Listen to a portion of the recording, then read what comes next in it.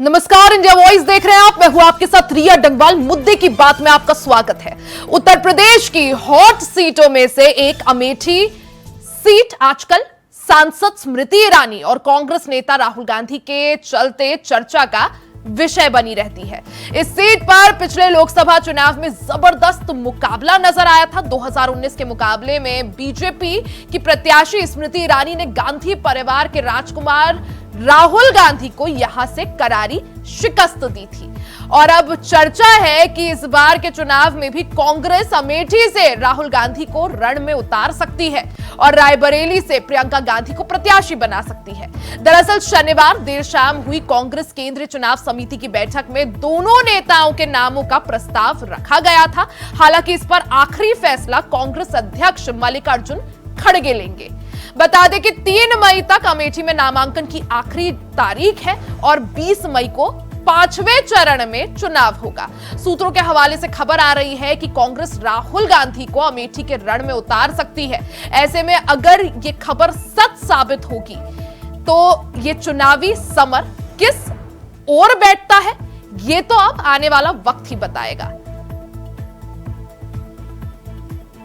तो अमेठी के रण में क्या राहुल गांधी नजर आएंगे, ये सवाल अभी बरकरार है। हालांकि कांग्रेस ने अपने पत्ते इसको लेकर अभी नहीं खोले हैं, क्योंकि सवाल यही है कि आखिर क्या राहुल गांधी अमेठी के रण में उतरेंगे और स्मृति ईरानी को चुनौती देंगे। तो कांग्रेस में चिंतन मंथन का जो दौर है वो लगातार जारी है।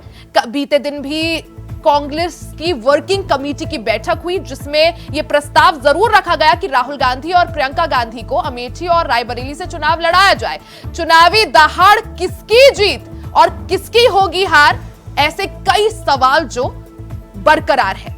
चुनावी रण की तैयारी पूरी, बस ऐलान की है बारी, क्योंकि तैयारी पूरी हो गई है। आज अगर अमेठी की बात की जाए तो कांग्रेस मुख्यालय में हलचल भी काफी ज्यादा देखने को मिली। रण में उतरेंगे राहुल, स्मृति को क्या दे पाएंगे मात, ऐसे सवाल भी बरकरार है।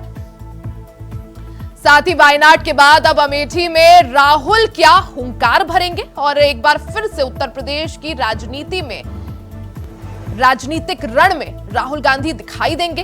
कांग्रेस ने इस दौरान अमेठी से राहुल और रायबरेली से प्रियंका क्या अपना पर्चा भरेंगे, ये दोनों, इस पर भी सवाल जो है बरकरार है। तो उत्तर प्रदेश की हॉट सीटों में से एक अमेठी सीट आजकल सांसद स्मृति ईरानी और कांग्रेस नेता राहुल गांधी के चलते चर्चा का विषय बनी रहती है। इस सीट पर पिछले लोकसभा चुनाव की अगर बात की जाए तो 2019 लोकसभा चुनाव में बीजेपी की प्रत्याशी स्मृति ईरानी और गांधी परिवार के शहजादे राहुल गांधी आमने सामने थे, जिसमें स्मृति ईरानी ने राहुल गांधी को करारी हार दी थी।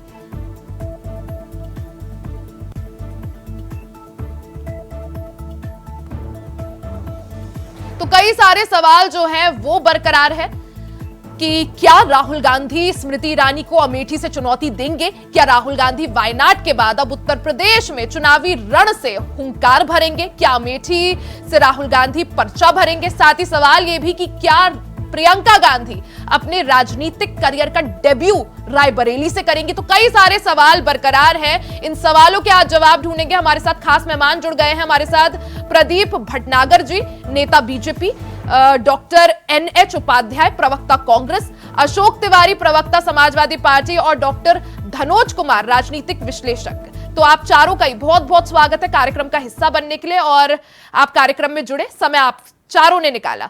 सबसे पहले प्रदीप भटनागर जी, मैं आपके पास आऊंगी। अगर कांग्रेस से रायबरेली और अमेठी से प्रियंका गांधी, अगर रायबरेली से और अमेठी से राहुल गांधी अगर चुनावी रण में आते हैं तो कैसे आप इस मुकाबले को देख रहे हैं? कितना कड़ा और तगड़ा ये मुकाबला, क्योंकि गांधी परिवार के 2 दिग्गज उत्तर प्रदेश से अगर हुंकार भरेंगे तो कुछ ना कुछ उसके मायने जरूर होंगे। देखा है, समस्या ये है कि देखिए, चुनाव राहुल गांधी हो चाहे प्रियंका जी हो, कहीं से चुनाव लड़े, हमें कोई आपत्ति नहीं है। हम तो कह रहे हमारे गाजियाबाद से चुनाव लड़ ले, आप बताइए उस चुनाव में कहीं से लड़ लीजिए। रण तो रण है, ना तो डर है, ना घबराहट है किसी प्रकार की, ना संकोच है। हम तो चाहते हैं आप कहीं से चुनाव लड़े। मैं तो इसको मुद्दा नहीं मानता। वायनाड से चुनाव लड़ना था, राहुल गांधी जी लड़ लिए। हाँ, अगर कोई नहीं, लेकिन एक चैलेंज तो हो जाएगा ना बीजेपी के लिए। ठीक है, हम जितने भी जगह चुनाव लड़ रहे हैं या चुनाव लड़ा है, चैलेंज के साथ ही लड़ा है। और चैलेंज जो है आज देश बचाने का है, अराजक तत्व बचाने, आज अराजक तत्वों से देश को बचाने का है, आज भ्रष्टाचारियों से देश को बचाने का है। आज चुनाव लड़ रहे हैं उस मुद्दों पे। राहुल गांधी विशेष नहीं है, ये India.I. जो विशेष ये है, इसके हर प्रत्याशी विशेष है, किस तरह किसको धाराशाही करा जाए। यानी एक नहीं, इंडिया गठबंधन के जितने प्रत्याशी सब आप सबको मतलब मुकाबले में देखते हैं? जी बिल्कुल देखते हैं मुकाबले में। चुनाव लड़ रहे हैं, कोई वो नहीं है, चुनाव लड़ा जाता है गंभीरता से, सीरियसली। ये नहीं कि आज कन्नौज की सीट चेंज हो गई, कल रामपुर की सीट चेंज हो गई, परसों मुरादाबाद सीट चेंज हो गई, प्रत्याशी चेंज करने में लगे। बेचारे मेरठ में 4 बार चेंज कर दिया। गति इतनी खराब है India.com की कि ये .com ही बन के रह गया है, क्योंकि ये चुनाव को गंभीरता से प्रत्याशियों को अपने विश्वसनीय नहीं ले पा रहे, क्योंकि विश्वसनीय इनके पास प्रत्याशी है नहीं, जिन्हें बार बार लड़ना पड़ रहा है। देखिए ना, अभी तक कांग्रेस पूरी लिस्ट जारी तक नहीं कर पाई है अब तक। इस बात पे तो आप रहने दीजिए, 2 सीटों पर आपने भी अभी नामों का ऐलान नहीं करा है, कैसरगंज और रायबरेली, आप भी तो इंतजार कर रहे हैं। देखिए अभी आपने बड़ी अच्छी बात ठीक है, फिलहाल मैं जवाब ले लेती हूँ। अशोक तिवारी जी, एक मिनट, जी पूरी करिए बात। आपने कहा कि कांग्रेस के कुंवर साहब यानी कि राजकुमार अभी तक कंफर्म नहीं हो पाया कहां से लड़ेगा। सच कहा आपने, बिल्कुल राजकुमार है वो कांग्रेस के, जो वो कहेंगे वही होगा। ये तो एक मुखौटे हैं खड़गे जी, तो बस मैं यही कहूंगा। ठीक है, धनोज जी आपके पास आऊंगी। धनोज जी, जिस तरह से हमारे साथ जो बीजेपी से प्रदीप जी जुड़े हैं वो कह रहे हैं कि राजकुमार है वो कांग्रेस के, तो क्या लगता है राजकुमार है तो फिर समय क्यों, देरी क्यों? आखिर कुछ रणनीति क्या कांग्रेस बना रही है इसलिए देरी? और जब जो देरी चल रही है, क्योंकि ज्यादातर क्या होता है धनोज जी, जब कुछ दिग्गज जो नेता होते हैं जब वो चुनावी रण में होते हैं तो पहली लिस्ट में उनका नाम होता है, लेकिन यहां 2 चरणों के लिए वोटिंग भी हो गई, अभी तक नाम नहीं है, नाम फाइनल नहीं हुआ है। और सवाल इसको लेकर पूछेगी जनता कि आखिर क्या असमंजस की स्थिति क्यों, क्या रणनीति बनाई जा रही है या डर है? धनोज जी धन्यवाद आप तमाम पैनलिस्ट को, और रिया आपको भी नमस्कार। बहुत बहुत धन्यवाद इंडिया वॉइस का कि अच्छी मुद्दा पर चर्चा विश्लेषण। तो 2 लाइन से शुरुआत करूंगा, जो मेरी अपनी एक रुचि है, जो मेरा एक रुझान है उस पर, और कोशिश करूंगा आपके सवाल का जवाब देना। सुना है हाल बुरा है जनाब का, सुना है हाल बुरा है जनाब का, फिर भी आवाज बुलंद है इनकलाब का, फिर भी आवाज बुलंद है इनकलाब का। देखिए आज का जो मुद्दा आपको रायबरेली अमेठी, अब ये भूली बिसरी कहानी हो गई है। ये बात हमारे अशोक तिवारी जी भी जानते हैं, हमारे यहाँ जो कांग्रेस के मित्र बैठे वो भी जानते हैं, क्योंकि 2019 में ही ये प्लॉट जो है उन्होंने छीन लिया, यानी राजा का राजघराना छीन लिया बीजेपी ने। अब सवाल है, जद्दोजहद करने की कोशिश राजघराने की है, जैसे राजकुमार कहते, इसलिए मैं राजघराना कह रहा हूँ। राजघराने से जमीन छीन लिया गया, अब उस जमीन को तलाश करने में राजघराने के सिपाही सलाहकार क्या क्या कर रहे हैं। सवाल 2 है राजनीतिक मायने। आपने भी कहा, ये बात सत्य है, अगर बड़े लोगों को लड़ना होता है तो उनका पहले से पता चल जाता है। आज राजनीतिक संरचना में कोई बात भी अछूता नहीं है। जैसे अखिलेश यादव जी का कन्नौज से लड़ना, ये पहले से तय था, क्योंकि एक पत्रकार ने भी कहा जब वो उनका हो रहा था प्रेस कॉन्फ्रेंस, तो हंसते मुस्कुराते हुए कहा था, तो अखिलेश यादव जी जानते क्या बोले कि तुम फलाने आदमी का पत्रकार हो, क्योंकि उन लोगों की आदत है पत्रकार को भी तुरंत आइडेंटिफाई करके बता देता है कि तुम गोदी मीडिया हो, तुम फलाने ने भेजा है। तो अखिलेश यादव, राहुल गांधी ने भी ऐसी कहा था, बीजेपी वाला सवाल है। हाँ बिल्कुल बिल्कुल बिल्कुल, वही तो सवाल बीजेपी वाला नहीं है, सवाल पत्रकार का होता है। मैं एक पत्रकार हूँ, राजनीति विश्लेषक हूँ, मेरा सवाल और मेरा जवाब संदर्भ रखता है। क्या इन लोगों की हालत पतली नहीं है? अगर इनकी हालत अच्छी होती, इनका जमीन होता, इनके कार्यकर्ता होता, इनके संगठन होता, तो अब तक तो वहां लंगोट पहन के राहुल गांधी उतर गए रहते, प्रियंका गांधी अब तक वहां उतर गई रहती। उनको डर है, कांग्रेस पार्टी को डर है कि रही सही साथ जो है, क्योंकि गांधी परिवार का साथ। बताइए उपाध्याय जी, जवाब दीजिए, क्योंकि सवाल यही उठ रहा है कि अगर इतने कॉन्फिडेंट होते राहुल गांधी या प्रियंका गांधी तो इतना समय क्यों ले रहे हैं? जवाब दीजिए उपाध्याय जी। रिया जी नमस्कार, धन्यवाद आपको। पहली बात तो मैं ये बोलना चाहता हूँ, मेरा नाम डॉक्टर HL उपाध्याय है। आपने NH कुछ बताया था, उसको सुना दीजिएगा।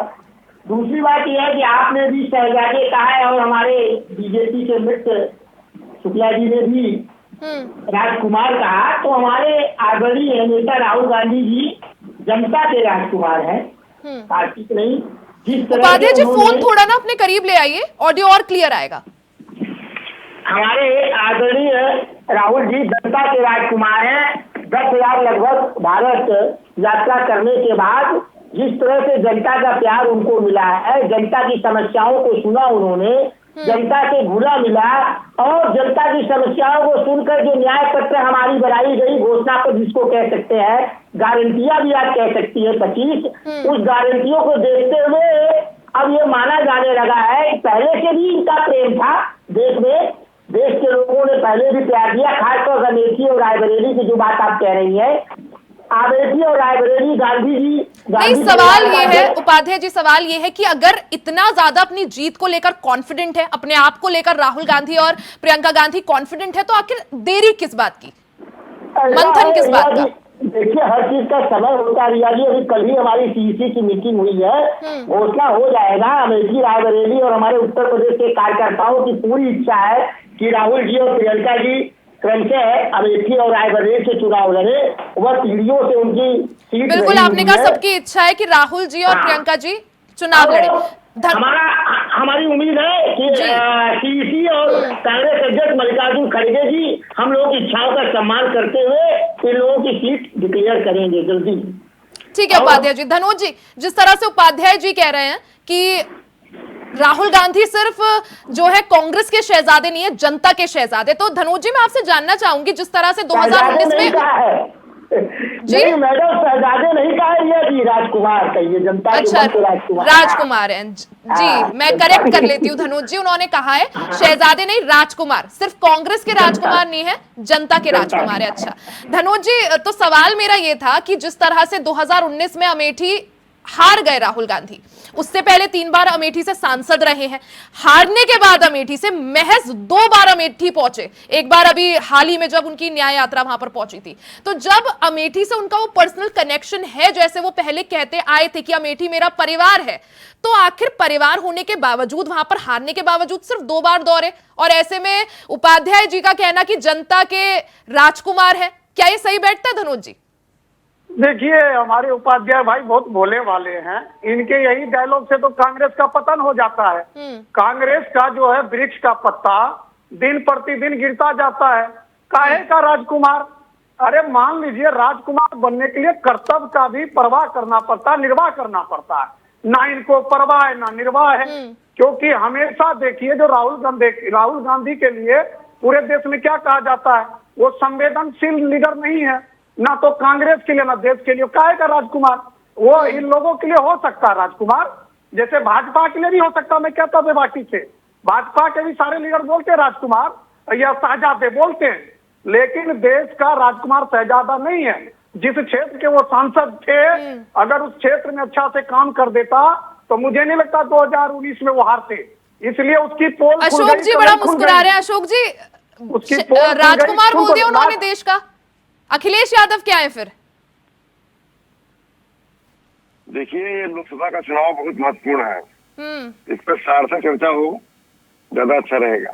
नहीं, लेकिन उन्होंने तो राजकुमार बोल दिया ना देश का। अखिलेश यादव क्या है फिर? गठबंधन का हिस्सा है ना आप लोग? देखिए, अखिलेश यादव मिनी राजकुमार, राहुल गांधी मेन राजकुमार, ऐसा कुछ है क्या?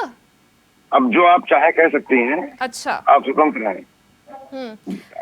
सच्चाई ये है कि अखिलेश यादव जी हमारे राष्ट्रीय अध्यक्ष हैं, हमारे माननीय राष्ट्रीय अध्यक्ष हैं, इस देश के युवा नेता हैं, इस देश की उम्मीद है, और इस देश में गरीबों मजदूरों की लड़ाई लड़ रहे हैं, दलितों की लड़ाई लड़ रहे हैं, अल्पसंख्यकों की लड़ाई लड़ रहे हैं, और पिछड़े वर्ग की लड़ाई लड़ रहे हैं, अगले वर्ग में भी जो पीड़ित है उनकी भी लड़ाई लड़ रहे हैं, आदिवासियों की भी लड़ाई लड़ रहे हैं, सभी वर्ग की लड़ाई लड़ रहे हैं, खासतौर से पीढ़ी की भी लड़ाई लड़ रहे हैं।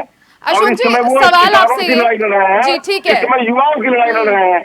युवाओं की उम्मीद है, किसानों की उम्मीद है, हम सभी की उम्मीद है, और देश के आने वाले भविष्य के एक ठीक बड़े है नेता है अशोक जी, और देश में रायबरेली, हमको अशोक जी, क्या दे रहा है? रायबरेली और अमेठी सीट जो है आप लोगों ने कांग्रेस को दी गठबंधन के तहत। उससे पहले भी जब भी रायबरेली और अमेठी में कभी चुनाव हुआ है तो समाजवादी पार्टी ने ज्यादातर कांग्रेस का है तो समर्थन किया है, अपना प्रत्याशी नहीं उतारा, यानी आपका जो जी। वोट है वो तो कांग्रेस को मिलता आया है। अब जी, की जी। बार जिस तरह से राहुल गांधी और अमेठी से राहुल गांधी और रायबरेली से प्रियंका गांधी अगर चुनावी रण में उतरते हैं तो आपको क्या लगता है, क्या डिफरेंस वो क्रिएट कर पाएंगे? देखिए, ये चुनाव बड़ा महत्वपूर्ण है और ये नहीं, हमारे क्या बदल जाएगा गठबंधन अगर का राहुल गांधी उतरते हैं चुनावी रण में उत्तर प्रदेश के और प्रियंका गांधी उतरती है, क्या बदल जाएगा आपके अनुसार? मैं बता रहा हूँ ना, आप जैसा बोलेंगे वैसा ही बोलूंगा क्या? जी मैं जी, आप अपने तरीके से बताइए। बोलूंगा अपनी बात। जी, मैं कहना चाहता हूँ ये चुनाव 2024 का आर पार का चुनाव है। ये चुनाव 2014-19 से फर्क है। इस बार 10 साल का कुशासन देखा है जनता ने भाजपा की विदाई करने का मन बनाया है। युवा आक्रोश में है, किसान आक्रोश में है, प्रदीप जी, जवाब किसान दीजिए आक्रोश इसका। में है, दलित आक्रोश में है, पूरी जनता आक्रोश में है। और इसका उदाहरण पहला फेज का चुनाव, दूसरा फेज का चुनाव आप देख लीजिए।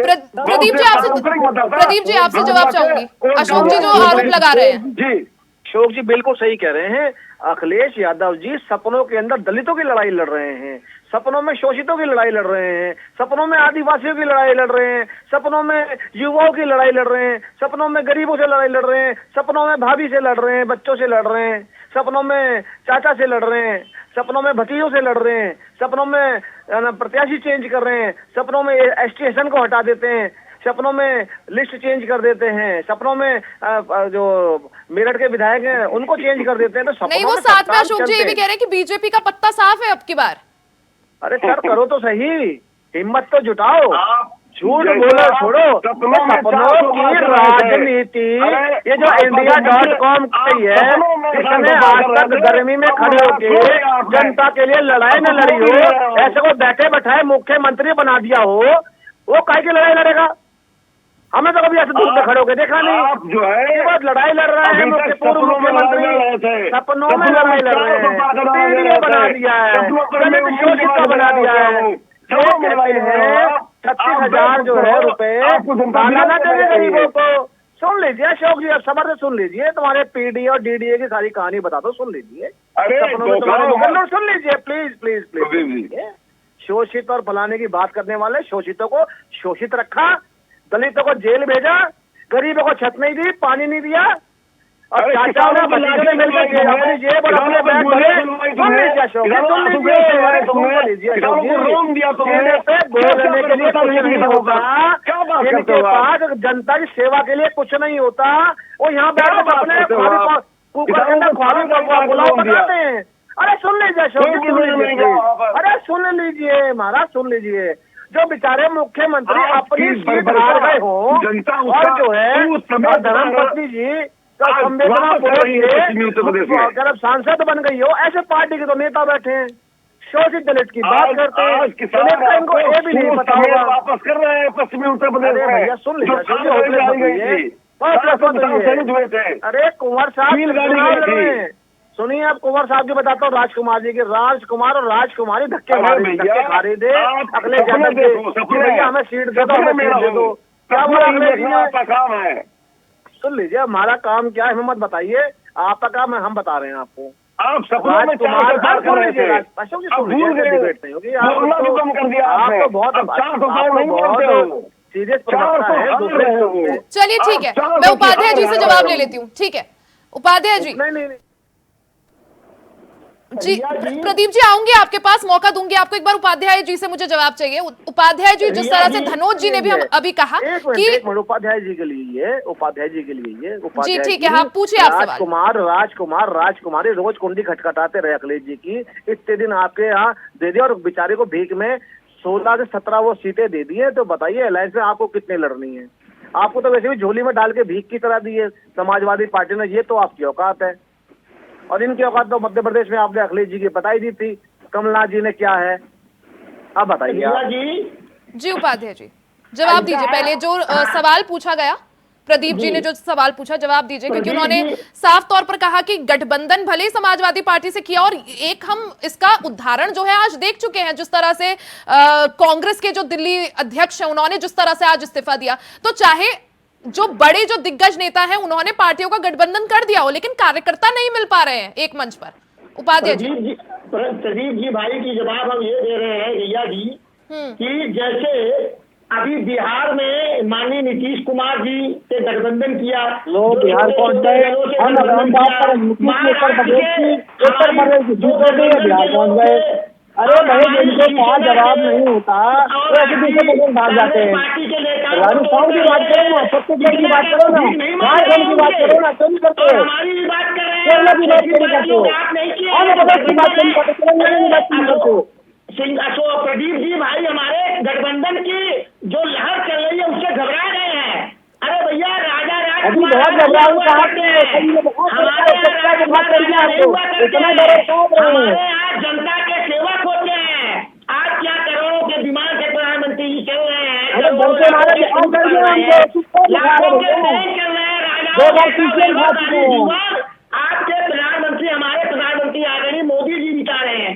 हमारे यहाँ शहजादे, राजकुमार और रानियां ये सब बातें नहीं होती है। आज क्या होती है, हमारे यहाँ जनता के मन के राजकुमार होते हैं, जनता के सेवक होते हैं। आपने भी शहजादे किया और प्रदीप जी भी कह रहे थे, इस भाषा का हम इतराज करते हैं।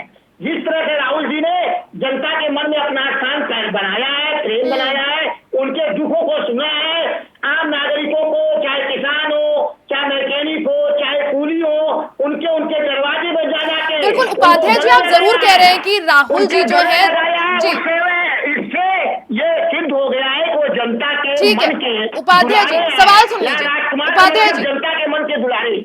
आप जरूर कह रहे हैं कि जो राहुल गांधी है वो जनता के मन के राजकुमार है, लेकिन सवाल मैं यही पूछ रही थी कि जिस तरह से अमेठी हारने के बाद महज 2 बार राहुल गांधी पहुंचे वहां, उससे पहले 3 बार सांसद रह चुके हैं, 15 साल वहां के सांसद रह चुके हैं, और जब वो ये बोलते हैं कि अमेठी से मेरा पुराना रिश्ता है, अमेठी को मैं अपना घर मानता हूं, तो ऐसे में हारने के बाद सिर्फ 2 बार वहां पर उनका पहुंचना, आपको नहीं लगता कि अगर अपना घर सच में मानते हैं, जनता के दिल का राजकुमार तो वही होगा ना जो जनता के बीच रहेगा, वहां पहुंचेगा? धनोज जी, मैं गलत कह रही हूँ? रिया जी, वो अमेठी रायबरेली तो उनका घर ही है, लेकिन वो सबके जनता के मन के हैं, पूरे देश की जनता। धनोज जी, सिर्फ बोल देने से या सोशल मीडिया में कुछ पोस्ट करने से क्या जनता के दिल आप जीत पाते हैं?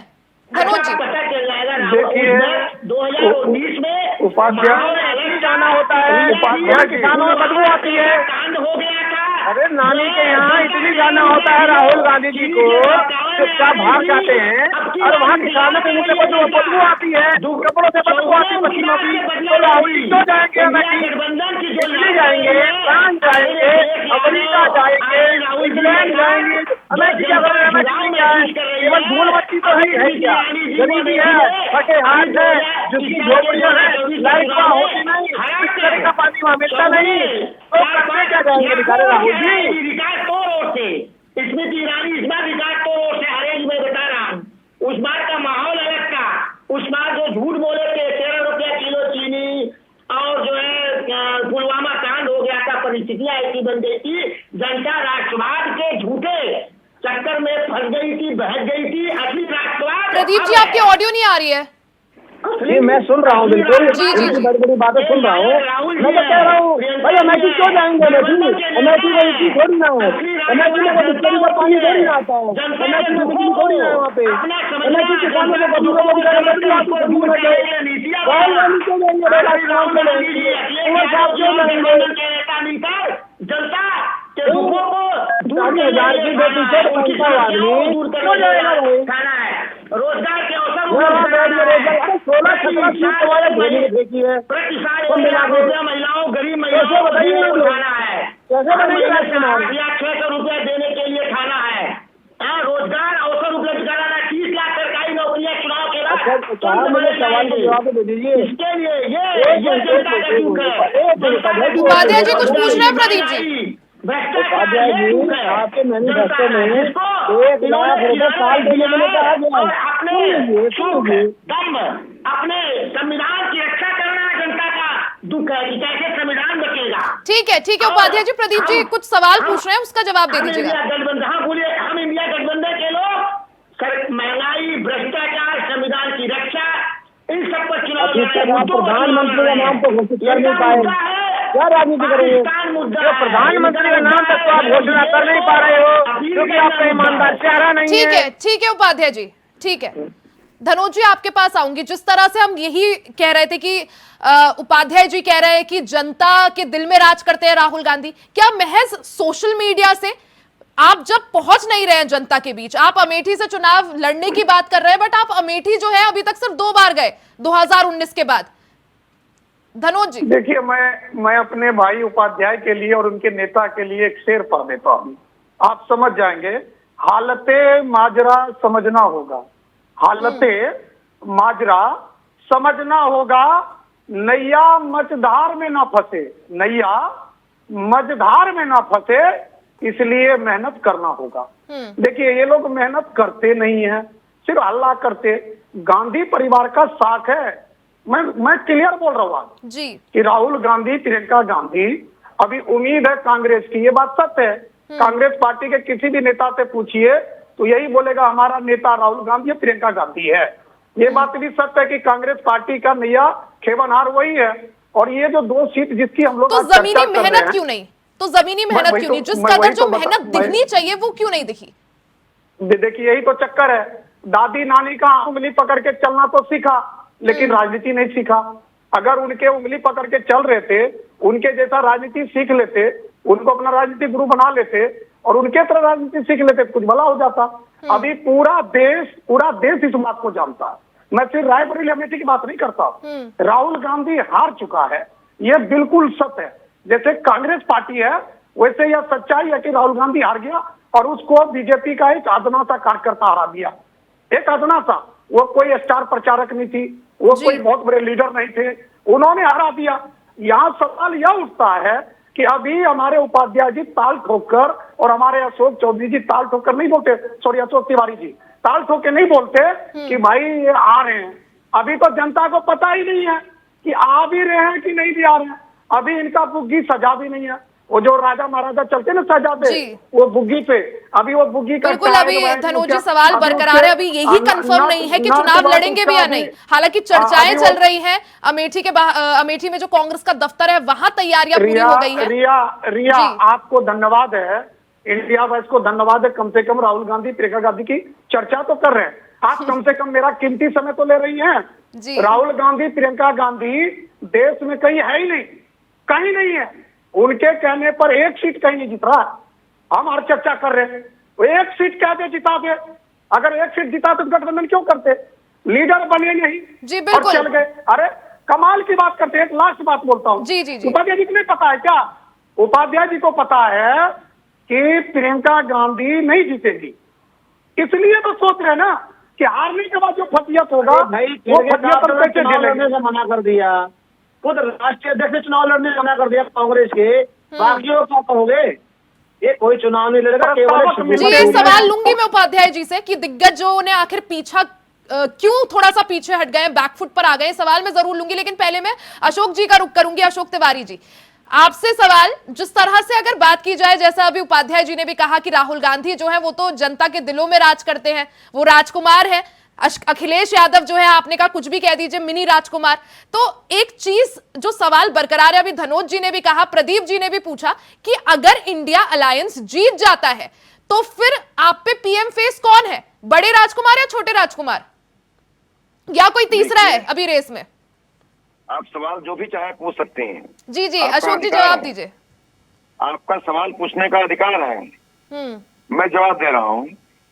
सच्चाई यह है, इस बार भारतीय जनता पार्टी बहुत बुरा फंस गई है, बहुत ही बुरा फंस गई है।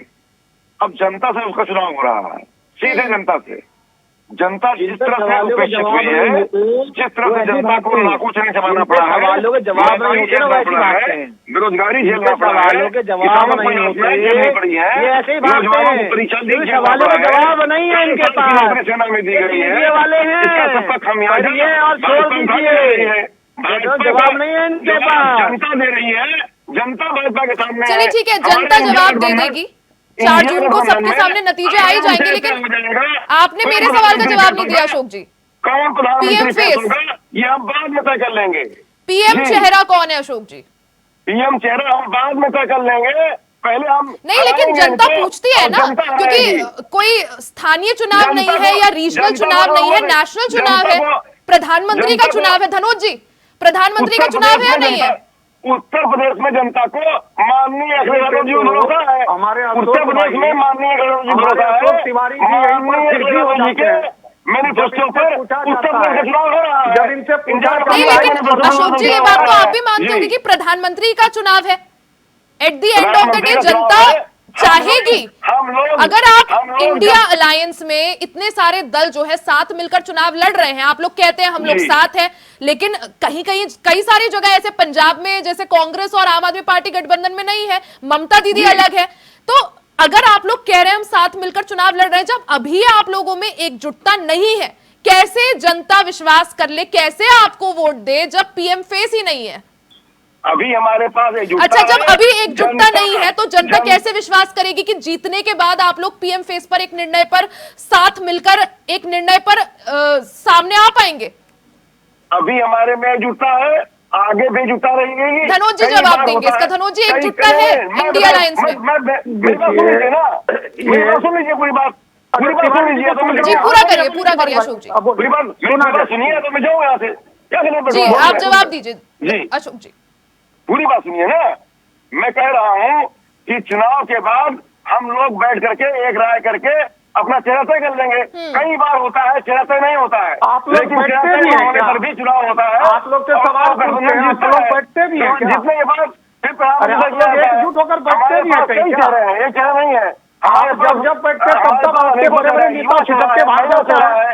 आप बैठते भी हैं, देश की जनता पूछ रही है, हमारे पास इंडिया मौजूद है के लोग बैठते भी हैं क्या? उम्र का व्यक्ति है, आप लोग एकजुट होकर बैठते हैं कहीं? हम समय पर तय कर लेंगे। अशोक जी, जनता अरे मेरे सवाल को ले लीजिए। जनता लड़ाई लड़ रही है भाजपा के खिलाफ, और जनता हमारे साथ है। जनता इनको खदेड़ने जा रही है, जनता इनको खदेड़ चुकी है, इनकी विदाई हो चुकी है। मोदी जी का चेहरा पीला पड़ गया है, मोदी जी का चेहरा जो है डॉक्टरी शुरू कर दी है। अशोक भाई, आप लोग बैठते भी हैं क्या? जब जब बैठे हो कोई न कोई छिटक गया। बिहार में बैठे नीतीश जी चले गए, उत्तर प्रदेश में बैठे जयंत चौधरी चले गए, आप उधर आपके पल्लवी पटेल चले गए, आप लोग के वो जो राजभर चले गए। आप पहले ये चीज देखे हो क्या? जनता को क्यों बेवकूफ बना के चले हो?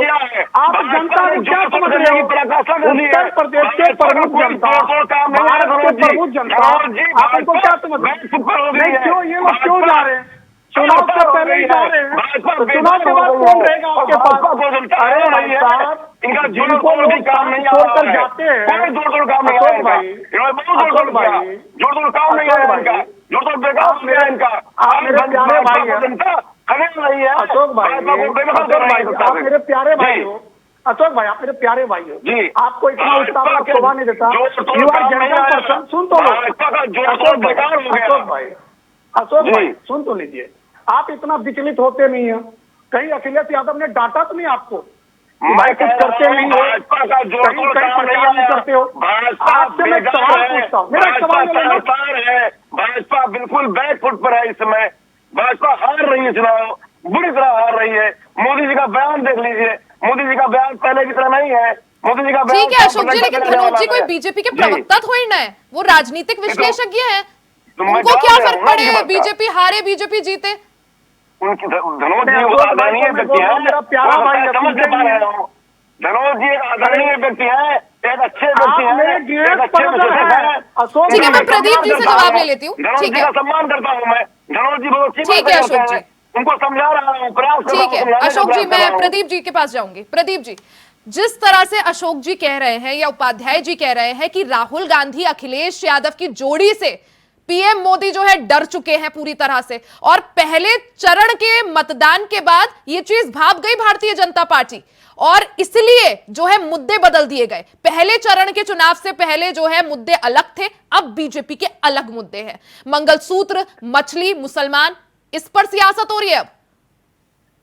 सबसे पहले तो मैं इस बात को बता दूं कि ये जो लोग जो कह रहे हैं कि बहुत ज्यादा डर गए हैं, घबरा गए हैं, चेहरे पीले पड़ गए हैं, क्या भारतीय जनता पार्टी किसी नेता ने प्रवक्ता में टीवी में बोला है कि हम डर गए हैं, हम घबरा गए हैं, पीले पड़ गए हैं?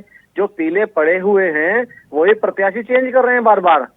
और जो डर गए हैं वही चुनाव नहीं लड़ पा रहे हैं आके मैदान में। जो घबरा गए हैं वो अपने क्षेत्र में नहीं जा रहे हैं। क्या 5 वर्ष हो गए उस चुनाव को अमेठी के, क्या दोबारा श्री राहुल गांधी जी गए? सबको छोड़िए, 2 साल होने जा रहे उत्तर प्रदेश सरकार को पुनः दोबारा जी। जो बेटी हूँ लड़ सकती हूँ, क्या दोबारा सुना आपने कहीं गई हूँ श्रीमती प्रियंका वाड्रा जी? तो ये लोग उनमें से केवल अपना काम निकालो, बाहर में जाए जनता। तो ये हमें डराए घबराए ना, ये तो अपनी चिंता करें। हम तो डरे हुए भी अच्छे, घबराए हुए भी अच्छे, समझे? सबसे बड़ी चीज ये है। मगर ये है कि अपनी बातों का कोई जवाब इन पे नहीं है, ना जवाब देना चाहते। विडम्बना तो यही है, हम डरे हुए हैं, हम घबराए हुए हैं, मगर अपनी घबराहट को दिखाते नहीं कि आप 6 बार 5 बार आप क्या नाम प्रत्याशी चेंज कर रहे हैं। कांग्रेस को प्रत्याशी नहीं मिल रहे चुनाव के लिए। अगर प्रत्याशी लड़ती हो तो क्यों कांग्रेस इसलिए चुनाव नहीं लड़ेगी, राहुल गांधी परिवार चुनाव इसलिए नहीं लड़ेगा क्योंकि उन्हें पता है कि हमारे विधायक गण है ही नहीं वहाँ पे एक भी, क्योंकि माता जी ने छोड़ दिया है, राज्यसभा चली गई। खड़गे के साथ जो राष्ट्रीय अध्यक्ष है उनको हरा के भेजा। उपाध्याय जी, आखिर क्यों कांग्रेस के जो दिग्गज नेता है उन्होंने अब की बार बैकफुट पर आकर चुनाव लड़ने से परहेज किया? चाहे मल्लिकार्जुन खड़गे हो, चाहे सोनिया गांधी हो, चाहे बाकी अन्य नेता हो। रिया जी, ऐसा है कि दिग्गज हमारे आदरणीय भूपेश बघेल जी दिग्गज नेता नहीं है। नहीं, भूपेश बघेल लड़ रहे हैं, हरीश रावत उत्तराखंड में जी। तो ऐसा नहीं है कि हमारे बड़े दिग्गज नेता नहीं है, हमारे बड़े नेताओं को जगह जगह जिम्मेदारी भी दी गई है ना। तो अशोक गहलोत नहीं लड़ रहे, हरीश रावत उत्तराखंड से नहीं लड़ रहे। अपने अब की बार सब लोगों ने जो पिच तैयार करी अपने बेटों को आगे किया, चाहे अशोक गहलोत हो चाहे हरीश रावत हो।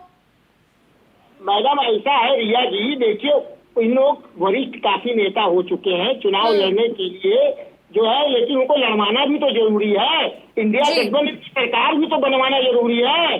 आप जैसे हमारे प्रदीप भाई कह रहे थे कि अमेठी रायबरेली नहीं गए, ऐसा है कि ये कह रहे हैं कि हम डरे नहीं है। नहीं, लेकिन ये तो सच है उपाध्याय जी, आपको मानना पड़ेगा राहुल गांधी 2019 के बाद सिर्फ 2 बार अमेठी गए।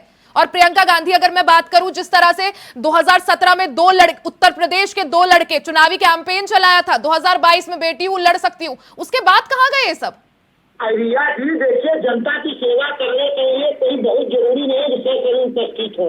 हमारे कांग्रेस पार्टी प्रदेश कांग्रेस कमेटी के हमारे आदरणीय अध्यक्ष अजय राय जी कई बार वहाँ के प्रभारी पत्रकार को बीजेपी के लोगों ने मारा था। यानी आप कह रहे हैं जनता के बीच जाने की जरूरत नहीं है, ऐसी चुनाव वोट मिल जाते हैं? जरूरी जाते हैं, उनके प्रतिनिधि भी हमेशा जनता से जुड़े हुए अमेठी राय। नहीं, लेकिन मेन जो नेता है, जो चेहरा है, जब वो नहीं पहुंचेंगे आप कैसे मान सकते हैं प्रतिनिधि वो कनेक्ट बनाने में कामयाब रहेंगे? ऐसा है रिया जी, अभी तो पिछले बार जो हमारा कैंपेन चल रहा था उसमें अमेठी में रुके एक दिन, रायबरेली में रुके, तो वहाँ अमेठी रायबरेली के लोग भी जाते रहते हैं, वो लोग भी आते रहते हैं, उनके लोग भी आते रहते हैं, समस्याएं सुनते हैं, समस्याओं को दूर करते हैं। अगर राजा राहुल जी प्रियंका जी राष्ट्रीय नेता है, अमेठी रायबरेली तो उनका जो है भावनाओं का रिश्ता है, मन का रिश्ता है, सबसे घर का जुड़ा हुआ है। इस पर मैं धनोज जी से जवाब लूंगी। धनोज जी आप बताइए। जी हाँ उपाध्याय जी, आप पूरा करिए। 1 मिनट। और जो ये कह रहे थे हमारे प्रदीप भाई, तो आदरणीय प्रधानमंत्री जी और भारतीय जनता पार्टी के नेता जिस तरह से हाव भाव से बात कर रहे हैं, भाषण दे रहे हैं, मुद्दे की कोई बातें नहीं कर रहे हैं, इससे पता चल रहा है कि इंडिया गठबंधन की एकता से डरे हुए हैं। आप करें हम लोग एक ही नहीं है, अरे एक है तभी ना 17 को हम चुनाव लड़ रहे हैं, बाकी पर अखिलेश यादव जी नहीं, कुछ मंचों पर एक है, कुछ मंचों पर एक नहीं है, ऐसा है। जिसको आप एक चीज बताइए, सीपीआई जो पार्टी है केरला में, वो इंडी ब्लॉक का हिस्सा है, लेकिन वायनाड से जब चुनाव लड़ने की बात आती है तो वो अलग चुनाव लड़ रहे हैं। तो कुछ मंचों पर आप लोग साथ हैं, कुछ मंचों पर नहीं है, ऐसे बोलिए। ऐसे मंच पर हम सब लोग एक हैं, ऐसे मंच पर जहाँ बीजेपी को फायदा न मिले वहाँ पर इस तरह से। अच्छा, तो मतलब ये मुख्य जो चुनाव है ये आप लोगों की विचारधारा को आगे बढ़ाने का है, जीतने का नहीं है, ये चुनाव बीजेपी को हराने का है, ऐसा बोलिए। जीतने का, संविधान की रक्षा करना। नहीं धनोज जी, जिस तरह से उपाध्याय जी ने बोला, ये चुनाव कांग्रेस या जो अन्य जो दल है उनकी विचारधारा को आगे बढ़ाने का नहीं, बीजेपी को हराने का चुनाव है, ये उनका मुख्य एजेंडा है। हमारा विचारधारा तो है गठबंधन की राजनीति। अब जो शहर में नहीं हुआ है, वहाँ पर नहीं हुआ है, ठीक है, वहाँ की परिस्थितियां अलग है, हर जगह की परिस्थितियां अलग अलग है। जीतेंगे तो हमें इंडिया गठबंधन को लोग सब लोग एक होकर जब हम लोग जीत जाएंगे तो चलिए ठीक है, आपने कहा उपाध्याय जी, आपने कहा हम जीत रहे हैं, बीजेपी के लिए एंटी इनकम्पेंसी है, बीजेपी हार रही है ना? बीजेपी का लोग विपक्ष के नेता बनने के लिए बहस कर रहे हैं। अच्छा। अमित शाह गए, नितिन गडकरी बनेंगे विपक्ष के चलिए, नेता। मतलब बीजेपी हार रही है और इंडी ब्लॉक जो है वो जीत रहा है ना उपाध्याय जी? इंडिया गठबंधन जो है वो जीत रहा है और बीजेपी हार रही है। देखिए, कितनी सीटें जीत रहे हैं? अब देखिए, हम इनकी तरह नहीं नहीं, ऐसे आप कह रहे हैं जीत रहे हैं, बिना आंकड़ों के कैसे जीत रहे हैं? तो कितनी सीटें जीत रहे हैं? 300 को लगभग। नहीं, आंकड़ा दीजिए। अगर बीजेपी कहती है 400 पार, तो अरे बीजेपी नगर कहती है उनको सपना दिखाना है, झूठ बोल रहा है। 400 पार कहाँ से संभव है? नहीं, आंकड़ा तो बताइए ना फिर उपाध्याय जी, कैसे जीत रहे हैं? अगर आप पे कोई फिगर नहीं है, कैसे जीत रहे हैं? 300 पार हम लोगों का है। अच्छा, 300 पार आप लोगों का है। चलिए अशोक जी, कितने पार? नहीं, अनम्यूट हो रखा है सर आपका फोन, भाजपा का म्यूट हो रहा। हाँ जी, बोलिए, कितने पार? भाजपा का 400 के हार। अच्छा, बीजेपी का 400 का हार, मतलब बीजेपी कितना जीत रही है वो मैं नहीं पूछ रही हूँ, कितने हार रही है, आप कितने जीत रहे हैं? भाजपा की 400 पे हार, बाकी आप जोड़ अच्छा। लीजिए। इस पर जवाब देना चाह रहे हैं प्रदीप जी कुछ?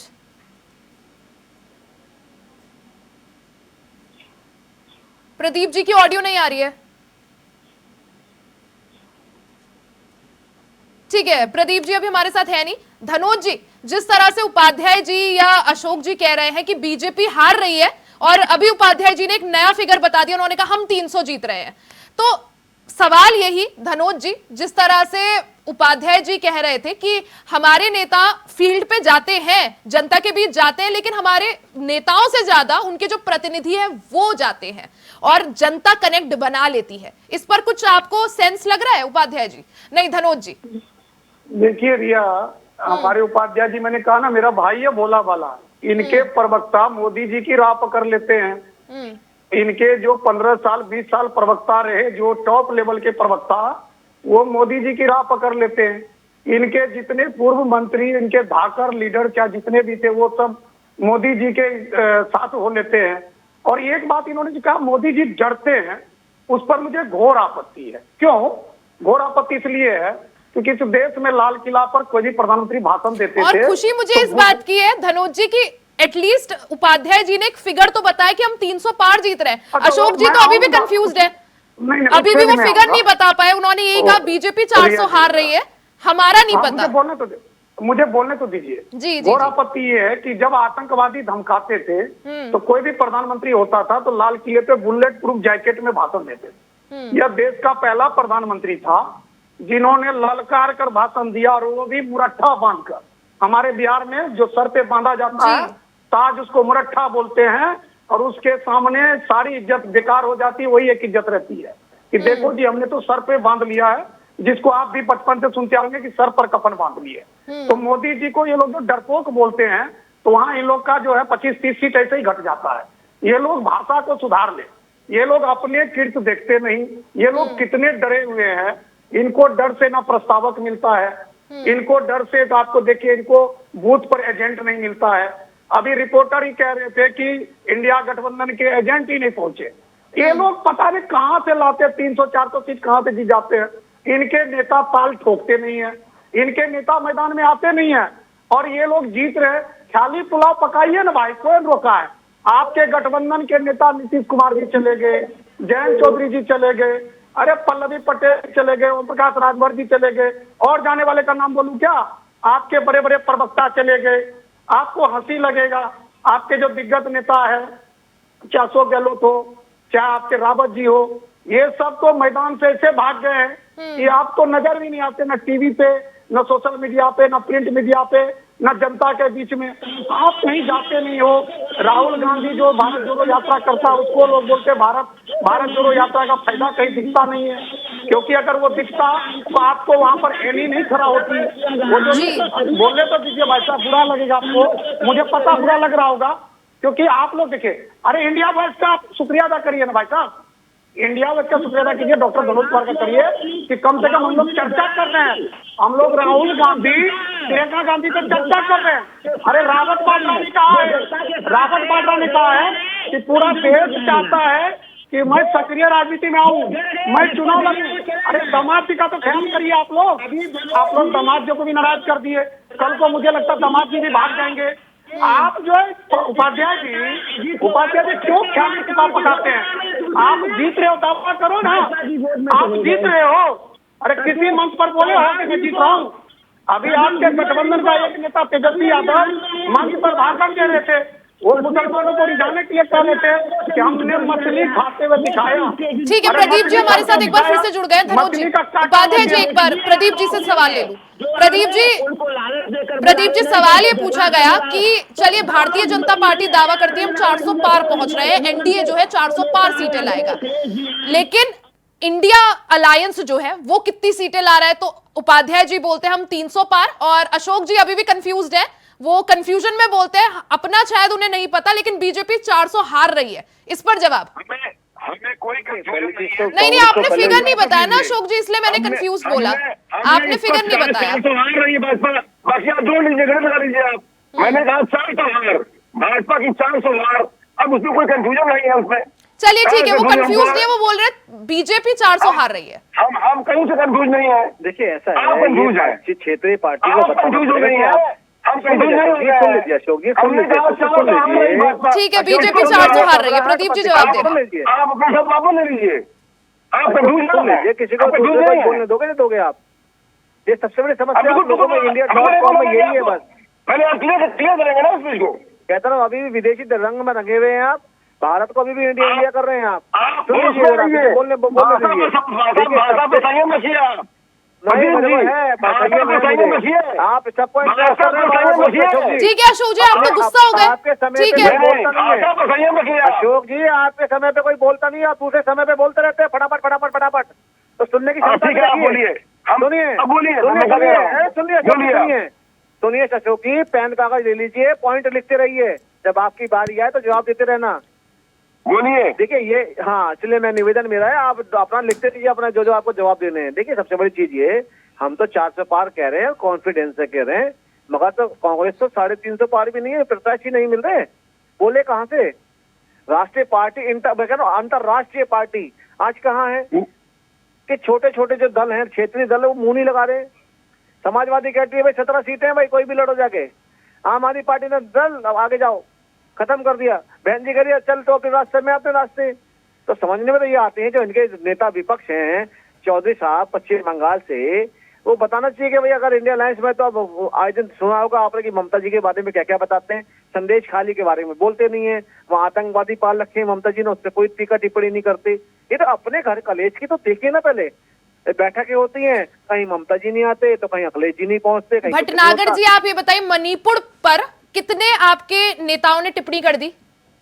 बिल्कुल, चलिए मणिपुर हमारे गृह मंत्री भी गए, राज्य नहीं गए, टिप्पणी कितने लोगों ने करी? पीएम बोले क्या मणिपुर पर?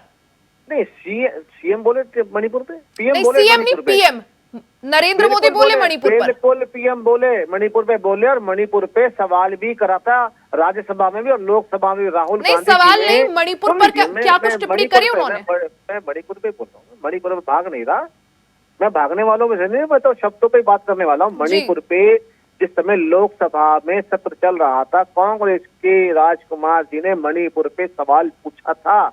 जब माननीय प्रधानमंत्री जी, पहले तो गृह मंत्री जी जवाब दे चुके थे, इन्होंने प्रधानमंत्री सवाल, प्रधानमंत्री जी जब सवाल थे तो ये वॉकआउट करके बाहर चले गए। इनका तो विषय तो यही है, सवाल तो पूछेंगे मगर बोलेंगे नहीं। आज जो आप तो कर रहे हो, 2 बेटी बेचारी, ये बताइए जो संदेश खाली के अंदर एमएलए गुंडा, जिसने एक नहीं 100 बहन बेटियों के साथ क्या क्या किया, उनके क्या क्या शब्द थे कि जिसकी शादी हुई है पहले मेरे पास आएगी, उसके बाद वहां जाएगी, उस पर कोई जवाब है? उस पर कोई जवाब है? मैं तो उन 100 बेटियों की बात कर रहा हूं, जी, संदेश खाली जब कुछ बड़े मुद्दे होते हैं तो कांग्रेस आखिर चुप क्यों बैठती है? बार बार सनातन धर्म को मच्छर बोलना, कांग्रेस ने इस पर कुछ प्रतिक्रिया क्यों नहीं दी? संदेश खाली पर आखिर कुछ क्यों नहीं बोला? ऐसा भटनागर जी कह रहे हैं कि हम आगे देखिए नहीं, सनातन धर्म को मच्छरों से अगर तुलना की जाती है, सनातन धर्म को बोलेंगे कि सनातन धर्म तो मच्छर है। आपके खून का इंडिया रंग है। अलायंस के जो साथी हैं वो जब सनातन धर्म पर राम सवाल उठाते काल्पनिक हैं तो हैं। कांग्रेस ने आपत्ति क्यों नहीं दर्ज कराई? उपाध्याय जी।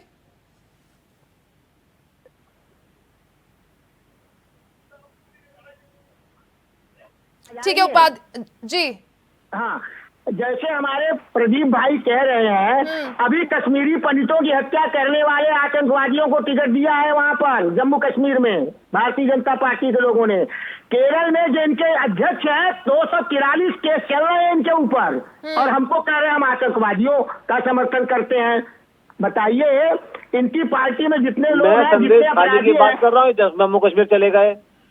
अरे संदेश खाली अलग है, जम्मू कश्मीर बहुत दूर है वहाँ से। अरे काहे नहीं जम्मू कश्मीर अरे हमारे देश पहले में संदेश नहीं खाली है। पे जवाब दीजिए। सवाल पूछने का काम है आपका, सवाल का जवाब देने का काम नहीं है आपका। अभी आप लोग कह रहे हैं कि राहुल जी, आदरणीय राहुल जी अमेठी नहीं गए, यहाँ नहीं गए। आप प्रधानमंत्री जी सालों हो गया मणिपुर नहीं गए। मणिपुर की महिलाएं जिस तरह से निवृत्त होकर घुमाई गई, मणिपुर की संदेश खाली पे तो बोलो।